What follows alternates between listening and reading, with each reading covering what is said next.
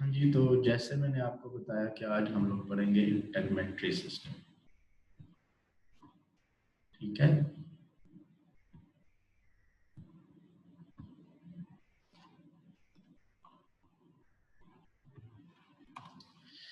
तो जी इंटेगमेंट्री सिस्टम के कंपोनेंट्स की अगर हम बात करें तो इसमें कौन कौन से ऑर्गन्स हैं, इनको सबसे पहले इनके नाम, फिर इनको डिटेल वाइज हम लोग एक एक को डिस्कस करेंगे। सबसे पहले आ जाती है हमारी स्किन, हमारे हेयर्स, स्किन के ऊपर ऑयल एंड स्वेट ग्लैंड्स हैं, हमारे नेल्स और मुख्तलिफ किस्म के रिसेप्टर्स हैं जो कि इंफॉर्मेशन को स्किन से पूरी बॉडी में या ब्रेन तक पहुंचाती है। ये वो सारे के सारे ऑर्गन्स हैं जो कि इंटेगमेंट्री सिस्टम में आ जाते हैं। ठीक है, तो सिर्फ स्किन ही नहीं है, स्किन के अंदर और भी चीजें जितनी भी हैं वो सारे के सारे इंटेगमेंट्री सिस्टम में आएंगे।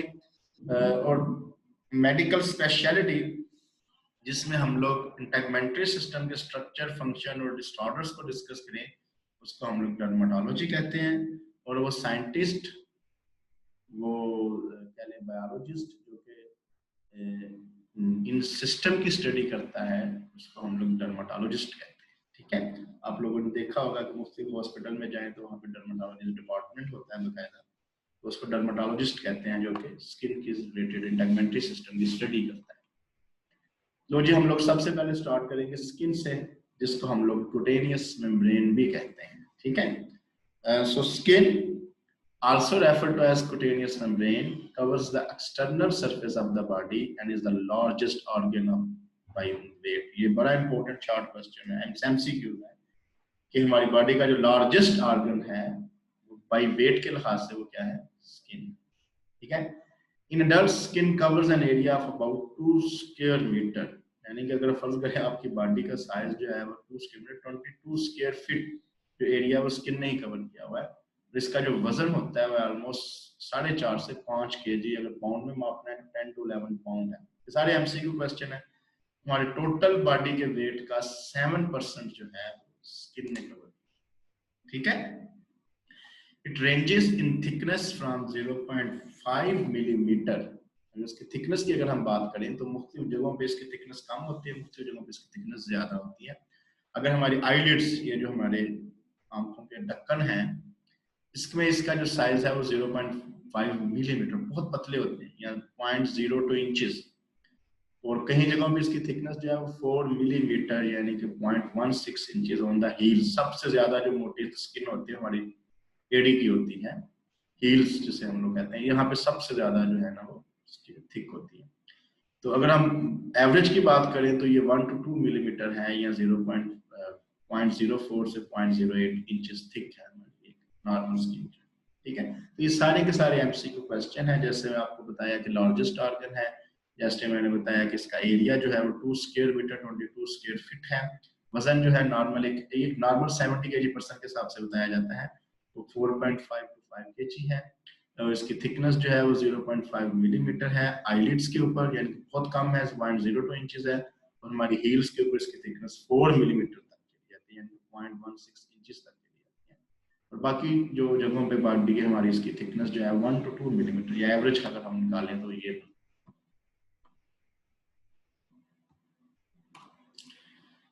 उसके बाद हम लोग स्किन की पार्ट्स की बात करें तो आप लोगों ने ये मैट्रिक तक, एफएससी लेवल तक भी पढ़ा होगा कि स्किन के 2 पार्ट्स होते हैं। सुपरफिशियल पोर्शन होता है वो थोड़ा सा थिन होता है, उसको एपिथेलियल टिश्यू होता है जिसको एपिडर्मस कहते हैं। जो ऊपर वाले पोर्शन में कौन सा एपिथेलियल टिश्यू होता है, क्या कहते हैं, एपिडर्मस। और याद रखो कि एपिडर्मस में कोई ब्लड सप्लाई नहीं है, इसलिए इसको एवास्कुलर। एवास्कुलर मतलब इसमें कोई ब्लड सप्लाई नहीं है।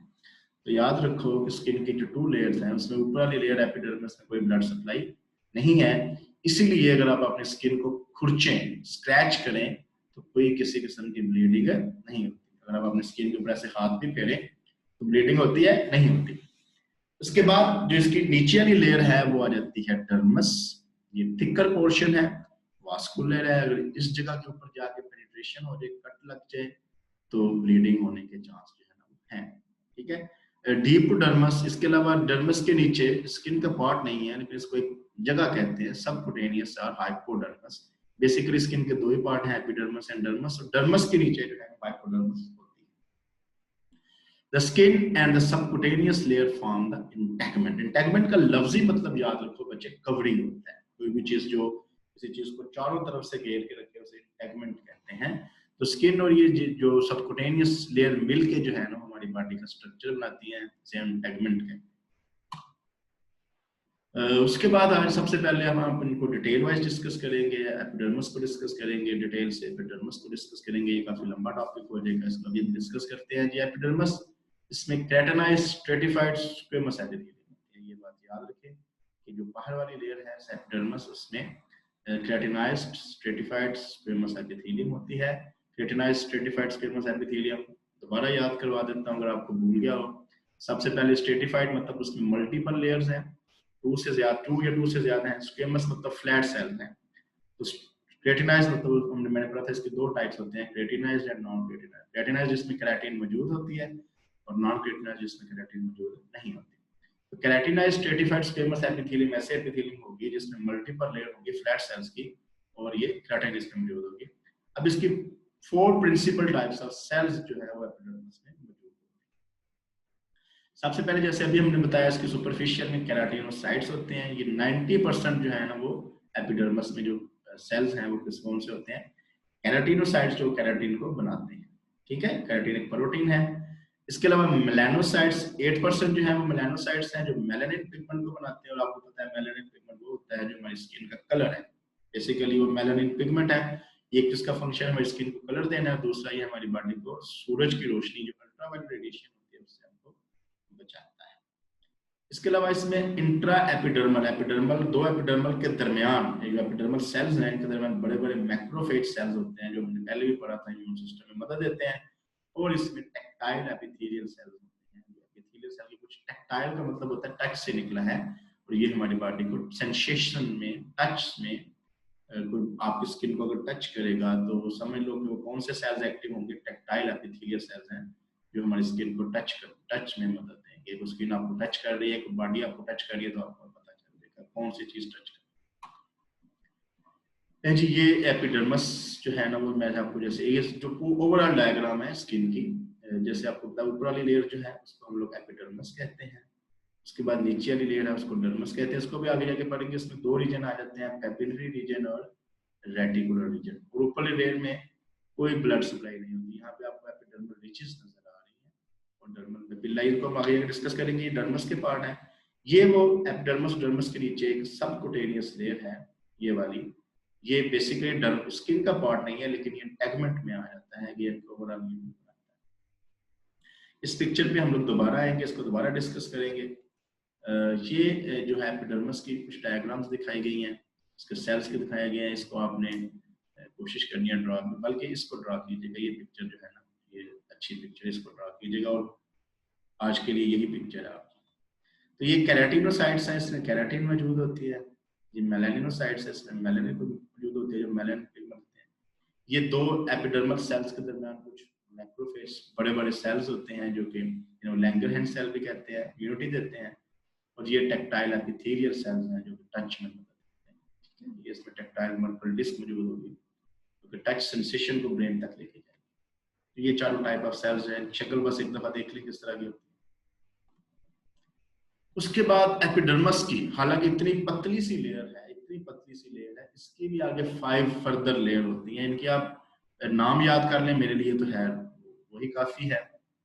इसके नाम है stratum basale, stratum spinosum, stratum granulosum, stratum lucidum and thick stratum corneum. जो थिक स्ट्रेटम कॉर्नियम है उसको थिक स्किन भी कहते हैं। ठीक है, ये एक स्ट्रक्चर दिखाया गया है एपिडर्मिस का। तो सबसे ऊपर, ये ऊपर से नीचे की तरफ हम लोग आ रहे हैं, सबसे ऊपर स्ट्रेटम कॉर्नियम, यानी कि इस पिक्चर में हम नीचे से ऊपर जा रहे हैं। और ये जो सबसे नीचे वाली होगी बेसेल, आपने ऐसे याद रखना है, जो बेसेल है बेसल से निकला है, बेसल बेसमेंट से निकला है, जो सबसे नीचे होगी वो स्ट्रेटम बेसेल होगी। तो ये सबसे नीचे स्ट्रेटम बेसेल, इसके बाद स्ट्रेटम स्पाइनोसम, स्ट्रेटम ग्रैनुलोसम, यहाँ पे ग्रैनुलोज पाए जाएंगे, स्ट्रेटम ल्यूसिडम और स्ट्रेटम कॉर्नियम के आप नाम याद कर लो, इनफ है मेरे लिए, ना भी उससे डिटेल आप याद हो। उसके बाद नीचे ये डर्मस की लेयर्स शुरू हो जाते हैं, हम लोग बाद में डिस्कस करेंगे। तो नाम क्या है? सबसे नीचे stratum basale, stratum spinosum, stratum granulosum, stratum lucidum, stratum corneum. ये यहाँ पे लिखा हुआ है तरतीब वाइज कि डीपेस्ट लेयर जो है वो बेज़ल है, इसमें single row of cuboidal, single row याद रखिए, क्यूबाइडल सेल्स हैं। स्पाइनोसम में 8 to 10 रोज हैं, ग्रैनुलोसम में 3 to 5 रोज हैं, ल्यूसिडम में स्किन जो है इसमें कितनी है? 6 रोज है। वैसे रोज के नाम याद रखिए। ये सिर्फ फिंगर टिप्स में होती है। ये भी एक एमसीक्यू क्वेश्चन है कि ल्यूसिडम कहाँ पे होती है? हमारी फिंगर टिप्स के ऊपर, हमारी पाम्स के ऊपर, हमारे सोल्स के ऊपर, जो हमें टच में मदद देती है। ये स्ट्रेटम ल्यूसिडम होते हैं 5 to 6 रोज, ठीक है। और एट द जो सुपरफिशियल सबसे ज्यादा, वो सबसे ज्यादा देखिए रोज भी उसमें है, वो प्लेट कॉर्नियम है, इसको थिक स्किन भी कहते हैं। इसमें 25 to 30 rows of dead flat keratinocytes, इसे बेसिकली केराटिनोसाइट्स के साथ उसका नाम रखा हुआ है, ठीक है। तो देख सबसे नीचे वाली रो में सबसे कम सेल्स हैं, सिंगल रो है। उसके बाद स्पाइनोसम है, इसमें 8 to 10 है। ग्रैनुलोसम में 3 to 5 है। ल्यूसिडम में जो फिंगर टिप्स में होती है, इसमें 6 रोज, 4 to 6 है। और कॉर्नियम में सबसे ज्यादा है, 25 to 30 rows of keratinised cells. उसके बाद आ जाती है हमारी अगली लेयर जो स्किन की है, वो है डर्मिस, ठीक है। ये सेकंड लेयर है और ये एपिडर्मस के नीचे डर्मस है। एपिडर्मस को एपिडर्मस कहते हैं इसलिए क्योंकि वो डर्मस से ऊपर है। It is composed of strong dense irregular, उसमें एपिथेलियल टिश्यूज था, इसमें डेंस इरेगुलर कनेक्टिव टिश्यू होगा, जिसमें कोलेजन फाइबर्स भी होंगे और इलास्टिक फाइबर्स भी होंगे। और ये एपिडर्मस की निस्बत काफी ज्यादा थिक है। इसकी थिकनेस वेरी करेगी रीजन टू रीजन। जैसे आपको मैंने बताया कि सबसे ज्यादा थिक ये होगी पाम्स और सोल्स में, ठीक है। Because dermis is typically thinner in women, लड़कियों में ये पतली होती है, ये बात याद रखें। लड़कियों की इसलिए सनफे नाजुक कहा जाता है। देन इन मेन, मेन में ये थोड़ी सी डर्मस मोटी होती है। Many women have appearance of dimples in the skin referred to as cellulite। मुख्तलिफ औरतों की बात वो कर रहे हैं, उनकी स्किन के ऊपर जो डिम्पल्स हैं बनते हैं, ये सिर्फ फेस की स्किन नहीं है, बॉडी स्किन की बात भी हो रही है। इनको हम लोग सेलुलोलाइट कहते हैं, ठीक है। डर्मस की अगर हम प्रॉपर्टीज की बात करें तो ये ग्रेट टेंसाइल स्ट्रेंथ देती है, इसमें स्ट्रेच होने की एबिलिटी है और वापस आने की, आप स्किन को दबाएं वापस आ जाती है बेसिकली डर्मस की वजह से। The cells present in the dermis are scattered and enclosed। इसमें दो तरह के, वहाँ 4 टाइप्स थे, केराटिनोसाइट्स थे, मेलानोसाइट्स था, मैक्रोफेजेस था, और जो है टेक्टाइल सेल्स थे। यहाँ पे 2 सेल्स के टाइप्स हैं, fix cells and wandering cells. Fix cells जो है फाइब्रोब्लास्ट है, वहीं रहते हैं। वॉन्डर सेल्स जो है मैक्रोफेजेस हैं, मैस्ट सेल्स हैं, ज़ीनोफिल्स हैं, न्यूट्रोफिल्स हैं। ये जहाँ बॉडी में इम्यूनिटी की जरूरत होगी वहाँ पे ट्रैवल करते हैं। वॉन्डरिंग कहते हैं इसलिए आवारागर्द है। डर्मस के स्ट्रक्चर की बात करें तो वहां पे हमने एपिडर्मस का स्ट्रक्चर बड़ा, उसको 5 लेयर्स हैं, ठीक है। तो डर्मस में बात कर रहा है वो ब्लड वेसल्स हैं, नर्व्स हैं, अलोंग विद द ग्लैंड्स हैं, हेयर फॉलिकल है, सारे कुछ इसी के अंदर होते हैं। ग्लैंड्स हैं, हेयर फॉलिकल, एपिडर्मस में कुछ भी नहीं होता, ऐसा कुछ डर्मस में होता है। डर्मस से निकल के वो बाहर आते हैं। Dermis is essential to the survival of epidermis, क्योंकि एपिडर्मस की कोई ब्लड सप्लाई नहीं है, कोई कुछ भी नहीं है, तो डर्मस की एपिडर्मस को जन्म देती है और डर्मस की एपिडर्मस की जिंदगी के लिए इंपॉर्टेंट है। And these adjacent layer form many important structure and functional relations based on its tissue structure। इसको जैसे मैं आपको बताया, इसके 2 लेयर्स हैं, एक सुपरफिशियल पुपिलरी रीजन है और एक डीप रेटिकुलर रीजन है। इसको हम लोग डिस्कस करेंगे। पिक्चर में आप नजर ऊपर पुपिलरी डर्मस है, ये जो रीजन होगा एपिडर्मस से नीचे वो पुपिलरी रीजन होगा, और उसके नीचे जो है रेटिकुलर रीजन होगा। उसके नीचे जैसे मैंने आपको बता दिया है कि मुख्तलिफ किस्म के ग्लैंड्स हैं, हेयर फॉलिकल है, हेयर रूट है। बाल भी जो है वो डर्मस से निकल के बाहर आते हैं। हमारी स्किन के ऊपर जो बाल्स होते हैं, हेयर्स जितने भी हैं, बाल हैं, वो डर्मस से निकल के ऊपर आते हैं। उनके ये हेयर रूट है, जड़ है, हेयर फॉलिकल को, बालों को भी हम लोग डिटेल से डिस्कस करेंगे।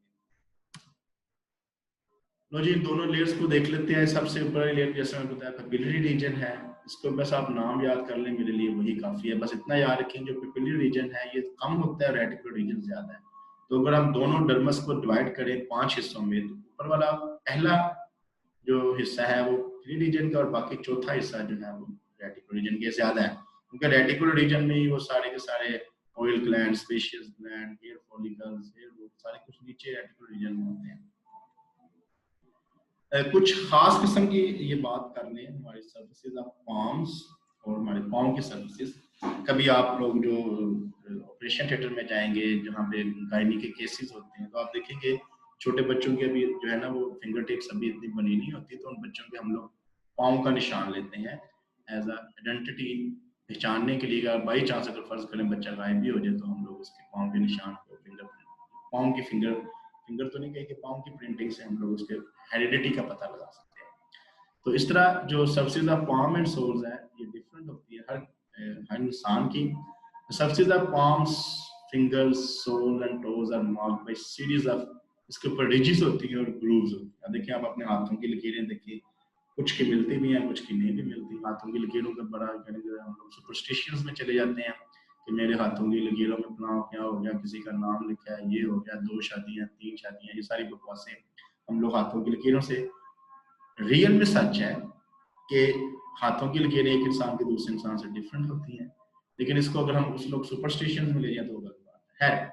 These epidermal ridges are produced during the 3rd month of fetal development। ये बात याद रखें कि जब बच्चा बन रहा होता है माँ के पेट के अंदर तो तीसरे महीने में ये बनना शुरू हो जाती हैं। As the epidermis projects downward into the dermis, और होती कैसी है कि जो एपिडर्मस है, हर स्किन की लेयर तो बन जाती है, तो एपिडर्मस है वो नीचे की तरफ जाती है डर्मस की तरफ, between the dermal papillae of the papillary region. Papillary region का जो डर्मल पेपिल्लाई रीजन है वहां पे जाती है। तो ये रिजेस जो है याद रखो बेशक सुपरफिशियल होती हैं, लेकिन ये निकलती कहाँ से है, papillary region of the dermis, वहां से निकल के ये फिर स्किन को जो है ना वो मुख्तलिफ किस्म की हमारी फिंगर टिप्स को जो है ना शक्ल भी दे देती हैं। हर इंसान की फिंगर प्रिंटिंग जैसी नहीं होती, ये बात भी याद रखिए। अब इन एपिडर्मल रिजेस की जब हम लोग अभी बात कर रहे हैं, प्रिंटिंग की बात कर रहे हैं, इसके मुख्तलिफ किस्म के फंक्शंस हैं। सबसे पहला फंक्शन, आप अपने हाथों में अगर कोई पानी डाल लें तो आप देख सकते हैं कि हाथों में हमारे पानी ज्यादा आ जाता है due to this the epidermal ridges, क्योंकि ये सरफेस एरिया का एपिडर्मस को बढ़ा देती है। एथास फंक्शन इज टू, इसके अलावा हमारे हाथों में किसी को दूसरे हाथ को पकड़ने में या फुट को, हमारी फुट की ग्रिप जो है या हैंड की ग्रिप जो है, आपको पता पाँव की ग्रिप जो है वो भी होती है, जो जिम्नास्टिक में होते हैं वो पाँव की ग्रिप की मदद से बड़ा कुछ कर लेते हैं। पहला काम तो ये सरफेस एरिया बढ़ाना है, जिस वजह से हमारे हाथों और पाँव की ग्रिप जो है ना वो ज्यादा हो जाती है, उसमें फ्रिक्शन ज्यादा हो जाती है, हमें चीजें पकड़ने में आसानी हो जाती है इन एपिडर्मल रिजेस की वजह से। दूसरा, interdigitating pattern between the epidermal ridges and dermal papillae creates a strong bond between the epidermis and dermis in regions of high mechanical stress. तो एक तो ये है कि ये चूंकि कनेक्शन होता है ऊपर से ही जा रही है, तो एपिडर्मस और डर्मस के साथ कनेक्शन बढ़ाती है। और जैसे मैंने आपको बताया कि एपिडर्मस की जिंदगी के लिए डर्मस होना जरूरी है, ठीक है। एपिडर्मस अगर जिंदा रहेगी तो डर्मस नहीं होगी, तो एपिडर्मस भी नहीं रहेगी। दोनों का आपस में कनेक्शन बढ़ाती हैं ये एपिडर्मल रिजेस। इसके अलावा they greatly increase the surface area which increases the number of corpuscles of touch. जितना हमारे हाथों में एपिडर्मल रिजेस ज्यादा होगी उतने हमारे टच की एबिलिटी जो है ना वो, टैक्टाइल सेंसिटिविटी जो है ना वो भी ज्यादा होती है। हम हाथ लगा के चीजों का उसका सेंस कर लेते हैं कि वो चीज क्या है। और तीसरा इसका फायदा जो है वो फिंगर प्रिंटिंग में है। फिंगर प्रिंटिंग क्या होता है, because of the ducts of sweat glands open on the tops of the epidermal ridges as sweat pores, the sweat and the ridges, ये दो चीजें, एक एपिडर्मल रिजेस और हमारी बॉडी का स्वेट, पसीना है जो कि आता है, ये हाथों की बात हो रही है या पाँव की बात हो रही है, इनको ये बनाते हैं फिंगरप्रिंट्स और footprints when a smooth object is touched, जब हम उस चीज को टच करते हैं, ठीक है। The epidermal pattern is in part genetically determined, हमारी विरासत बताता है, but even identical twins have different pattern. Very important point, very important MCQs, कि जो दो जुड़वा बच्चे होते हैं उनका भी फिंगरप्रिंट डिफरेंट होता है, ठीक है। Normally the rich between pattern does not change during life, normally ये चेंज नहीं होता एक्सेप्ट टू एनलार्ज, जस्ट इसका साइज बड़ा होता है, and thus can serve as a permanent basis for identification। किसी जानदार की, किसी इंसान की जो आइडेंटिफिकेशन है वो फिंगरप्रिंट हो सकती है, अब उसकी आइडेंटिटी का पता चल सकता है, उसके बाप का पता चल सकता है, उसकी मां का पता चल सकता है। दिस आइडेंटिफिकेशन एंड क्लासिफिकेशन, या जो फिंगरप्रिंट्स की मदद से हम लोग फोरेंसिक में भी इसको इस्तेमाल करते हैं चोरों को पकड़ने के लिए, एरा वगैरह बहुत ज्यादा काम होगा, आपको पता होगा। इस सारी के सारी आइडेंटिफिकेशन और क्लासिफिकेशन के प्रोसेस को हम लोग कहते हैं डर्मेटोग्लाइफिक्स। टर्म आपने याद रखनी है, डर्मेटोग्लाइफिक्स, जिससे हम लोग किसी जानदार, किसी इंसान की आइडेंटिफिकेशन कर सकते हैं, उसको क्लासिफाई कर सकते हैं। चले जी, आज के लिए जो है ना इतना ही काफी है।